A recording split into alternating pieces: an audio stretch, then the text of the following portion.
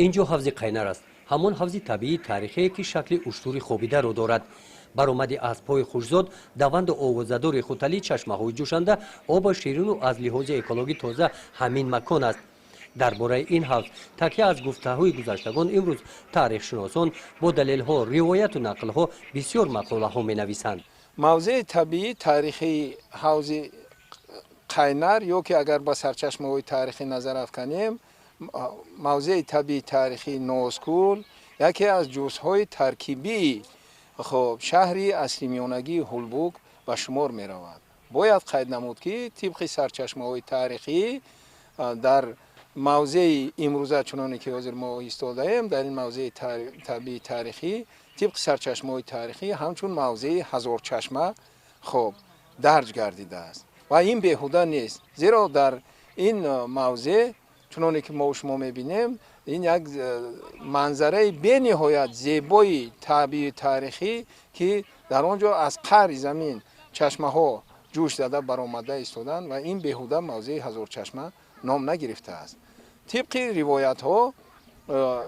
روایت های تاریخی از پای پران ختلی محض از همین سرچشمه آغاز می‌یابند. این معجزه طبیعت 15 کیلومتر دور از مرکز ناحیه واسه جایگیر بوده.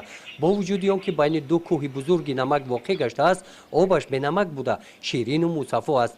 این حوض عصر نو منبع آب نوشاکی شهر هولبوگ استفاده شده، آبیان طریق قبورهای سفالی دو دریا را عبور کرده تا قلعه هولبوگ جاری میگشت و ساکنان شهر را با آب تازه و شیرین تامین میکرد. این را باستانشناسان تاریخ گذراندن کاوش‌ها اثبات کردند.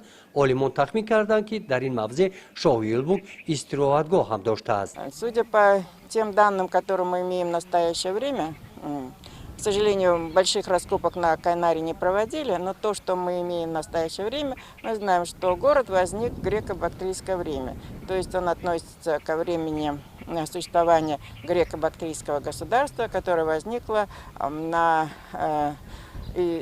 при разрушении империи Александра Македонского.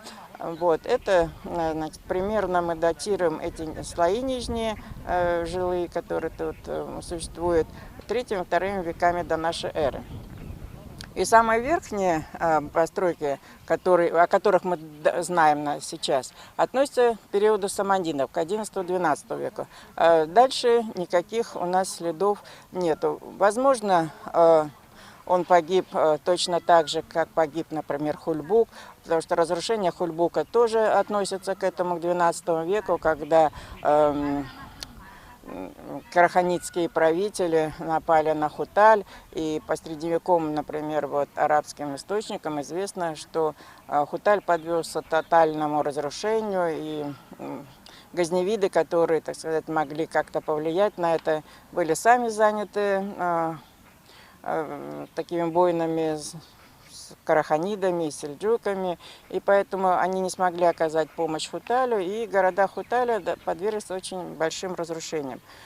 حوض طبیعی تاریخی هولبوگ در دوره صاحب استقلالی تاجیکستان دوباره احیا می‌گردد. امروز با غمخوری حکومت جمهوری، تاکیدهای پیوسته سرور دولتمان، یادگاری طبیعی تاریخی قینر نوسکول سیمایش به کلی تغییر یافته، به یکی از موضع‌های سیاحی کشور تبدیل یافته است. گزارش خواجه نظریف خدای نظر ظهوروف از ناحیه واسه برای برنامه اطلاعات نوید.